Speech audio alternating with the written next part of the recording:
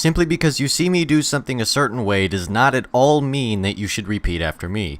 Perform all the actions in this video at your own risk.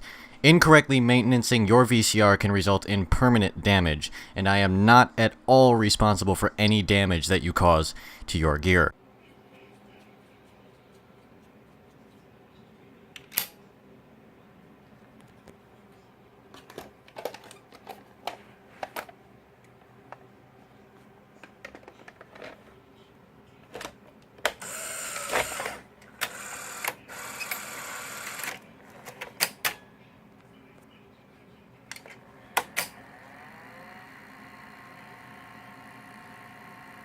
Now that is what a properly functioning Betamax tech looks like. So, my other one, in case you didn't know, my other one down here, my SL300, I think it is, does not function properly. It basically does all the things wrong that this does right.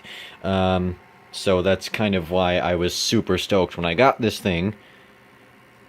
And, just kind of, went to town. But now I'm opening it up for the first time to actually have a look at the thing while it operates. And wow, is it really fucking awesome looking. I love these things. I love the way they work. They're much more complicated and intricate than a modern VHS deck, because it's basically just a tape is pushed forward and then two little things, grab it and it runs over the head. This is much more complicated and, in my opinion, much cooler looking. I mean, look at the fucking thing. It's fucking beautiful. All this circuit board, all these moving parts. So what I'm going to be doing today is I'm going to try and clean that video head right there, that spinning motherfucker. Only I won't be taking it apart and cleaning the actual head right there. I will be cleaning that bit right around there. That's what I'm going to be cleaning so that I can get a more stable and cleaner picture, because God knows the last time this thing's been cleaned. I have no idea. All I know is that it works magnificently, and that it doesn't really need any repairing right now. The belt here actually feels very, very nice. It doesn't feel rigid or anything. It feels nice and elastic. All the gears right here they look to be functioning well, obviously they are functioning properly, otherwise, they wouldn't be, but, yeah, none of them are broken, so I'm not going to touch anything that doesn't need, if it ain't broken, don't fix it. I'm not going to touch anything like that, and, I'm just going to clean that head a little bit, and I just kind of wanted to open this thing up and show you a properly functioning beta deck, in operation. It is playing the tape right now, as you can see there. Obviously, I don't have it really hooked up, because, I don't really want to have it hooked up right now. But yeah, let's eject the tape. Let's stop the tape here.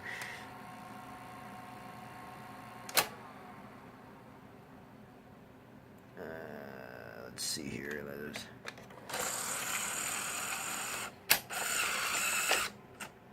And there it comes. This thing works fucking beautifully. So, yeah, what I'm going to do is I'm going to go in there and I'm going to clean that guy right there. Okay, so one of the first things to do I like to do this, I don't like to get right up in there with this thing because there's a lot of sensitive components in here that can break. So what I do is I take my little can of compressed air, do not hold it upside down, don't do that or else it'll do this to your fucking... yeah, no, don't. That's a bad idea unless you're trying to troubleshoot like a bung dicey or something like that. But yeah, what I'm going to do is I'm just going to, well, this. And also remember to do it in short bursts because you don't want to be building up any static. I believe that's what happens. All I know is that it's safer to do it in short bursts and not, for long ones. So there you go. You can see that sensitive little bit right there. That's what I don't really want to tamper with too much. That guy right there. Focus, please. There you go. That there. It's blowing around. I don't want to break it off.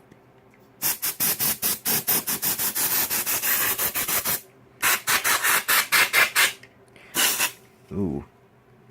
Oh, shit. So I accidentally held it upside down. Good thing it didn't actually get at anything. So yeah, you have to be really careful, basically.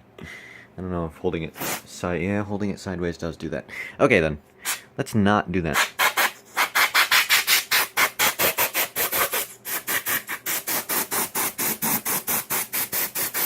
Actually, there's not that much dust in this thing, to be honest with you.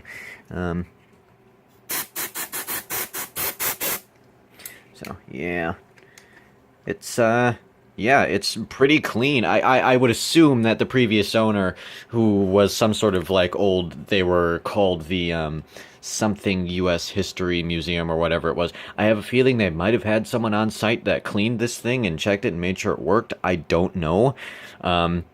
So it didn't really state that, but, you know, based on what they were, you know, the kind of business they are, I would assume maybe they did have someone that cleaned this thing out, because it looks immaculate. I mean, look at it. This is probably one of the nicest looking beta decks you've seen as far as, you know, shape is concerned. And this thing was built in 1987, so it's been knocking around for 30 years. I don't know how it's been used. I don't know if it's been used by any. Well, clearly it has been used by someone other than me, but how much, I don't know. But this thing has been knocking around for 30 years and is in perfect working order. So that says a lot about how these things were built. Sony built these things to last a long time. God damn, did they succeed. Of course, they need routine maintenance, because there's a lot of moving parts in there. There's a lot of margin for things to go wrong. But once you get it working, is it fucking reliable, man? It is very reliable. So, yeah. Let's get in there and clean that head. Okay, so what I'm doing right now is I have a cotton swab with some isopropyl alcohol, and what I'm going to do is I am absolutely not going to use it on the fucking video head. Don't do that or you'll die. No, but never ever use a Q-tip on your video head. What you can use the Q-tip on, though, however, are your rollers, your capstan, your erase heads, things like that. So right there's the capstan right there. So what I'm going to do, because remember, all of the oxide that sheds off your tapes doesn't just get on your video head, it gets on your rollers, it gets on your capstan, it gets on everything that the tape comes in contact with. So you need to clean that off. So that's what I'm going to do right now. I'm going to get in there. I'm just going to very gently rub this guy.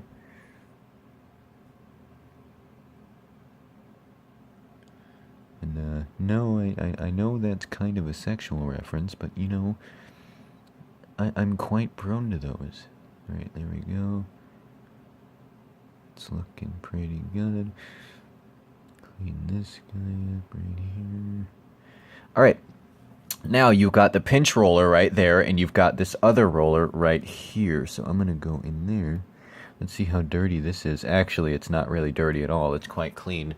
So I can probably continue to use that. But I'm not going to, because I don't want to risk anything. So I'm going to get another Q-tip. Knock that. I'm going to do the Bob Ross method. Alright, there we go. I'm just going to go in there and clean this guy up.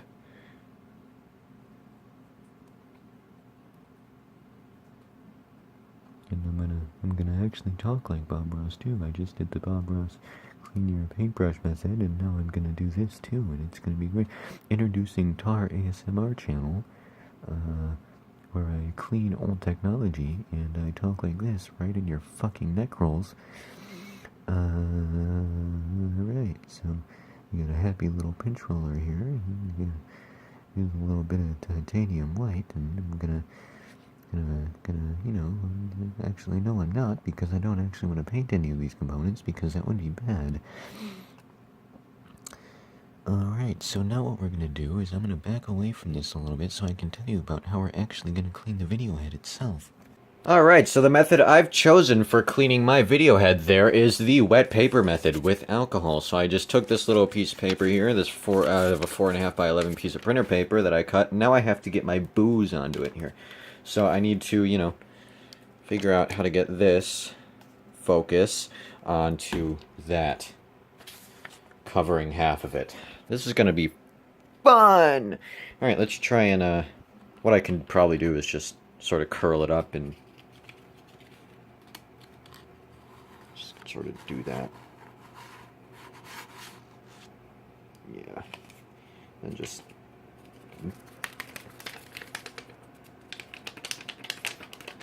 knock it in there a little bit.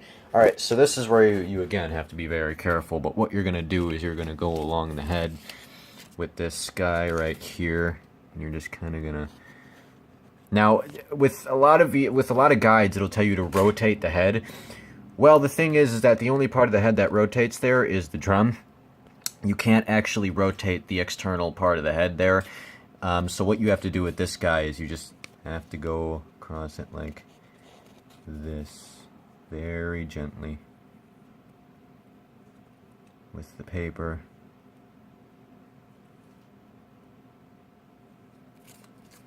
Across that head there. Be very, very careful.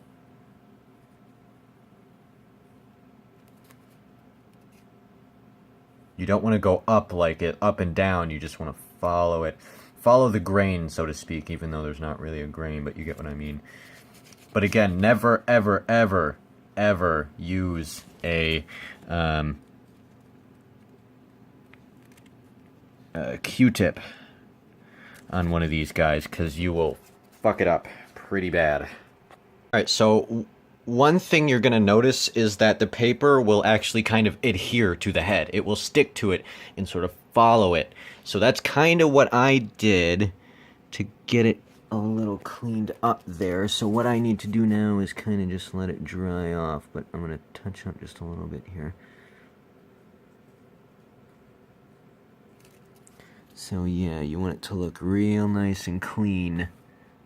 And then the most fun part of the process is waiting for it to air dry. So yeah, that's going to be just a little bit. Alright, so I know there's a lot of purists out there who are probably looking at me right now like, wow, this kid's a fucking crackhead, he's going to ruin his, VTR.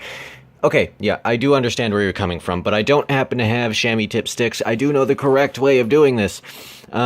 Basically what you do is you take a chamois tip stick, get alcohol on it, and you just you press it against that part on the head right there, just press it there, and then you just move this guy, and do absolutely not even think about moving the stick, the chamois tip stick, up or down, because you may misalign the head.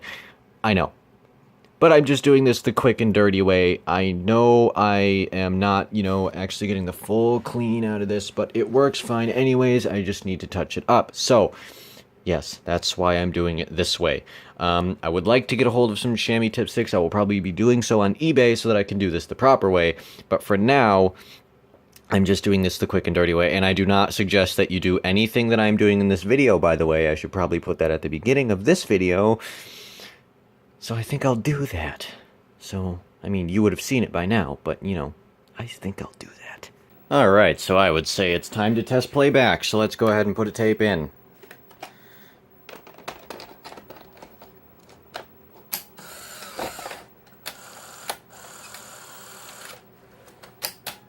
There we go.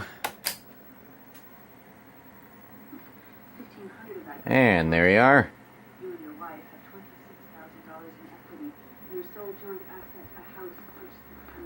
Just the tracking control here.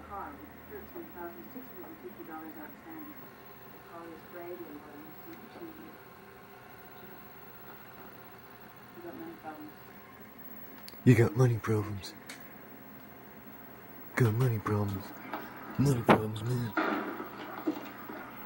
Oh, but yeah, there's good old Tom Selleck on the good old-fashioned, what is this, like 10-inch CRT. I love this TV, man. So many good memories. But yeah, there you go.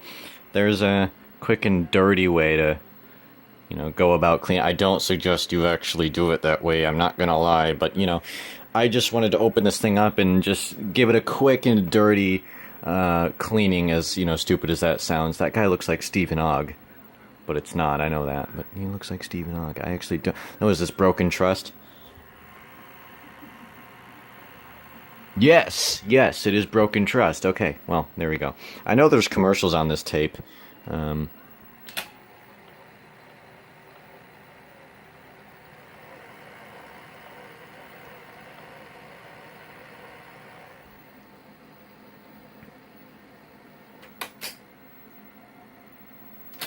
But yeah, that's pretty rad. Let's pop in my control tape, or at least what I like to call my control tape. Let's pull out old Benny Boy here.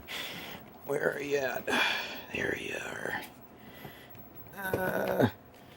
There's a bunch of them in the way. I have so many tapes, and I have about 60 more on the way. There'll be a video on that coming, by the way, when I get my new tapes. Well, new as in new old. Good old out of the archive tape that I got from Ben.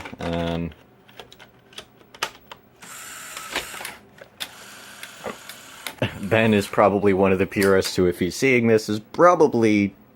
Well,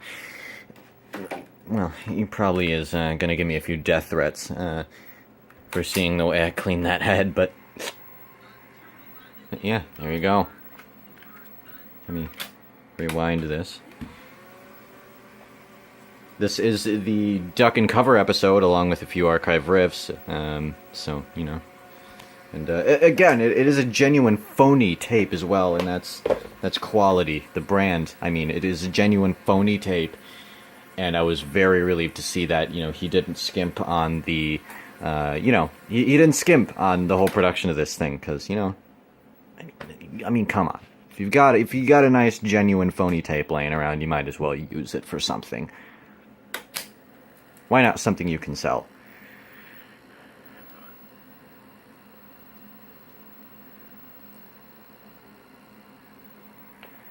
It should start up here any second. He probably left quite a margin on the tape for, you know, so you can start recording, because there is kind of a delay from when you know, turn record on to when it actually starts recording. So yes, there we go. Thanks.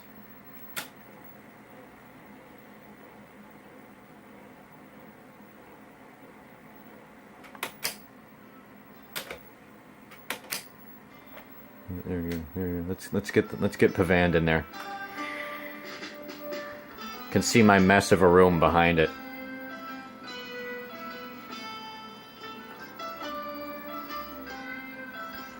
Note, this is a mono TV, so you're not getting the full hi-fi experience. What that's fucking worth.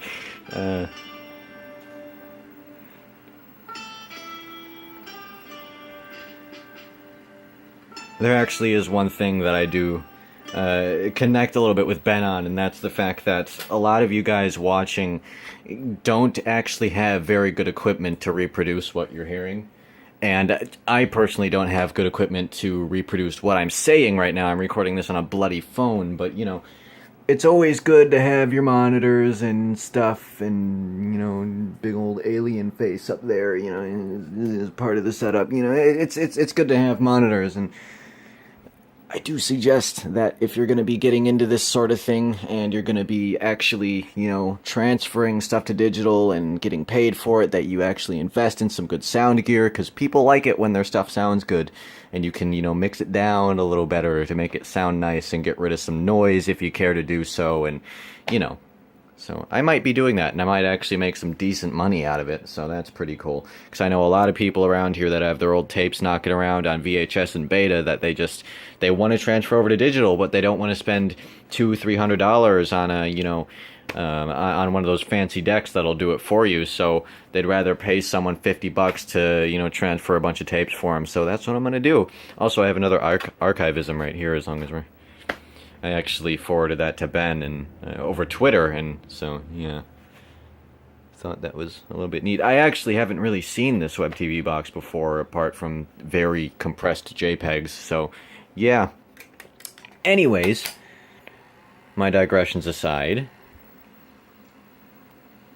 we'll let him digress. There we go. It's been so depressing making this show lately. If you remember, last time we discussed the British Protect and Survive program, which told you how to hopefully survive a nuke. Alrighty then. Yeah, put it back together. Looks fucking amazing and 80s and lovely, and God, look at that thing.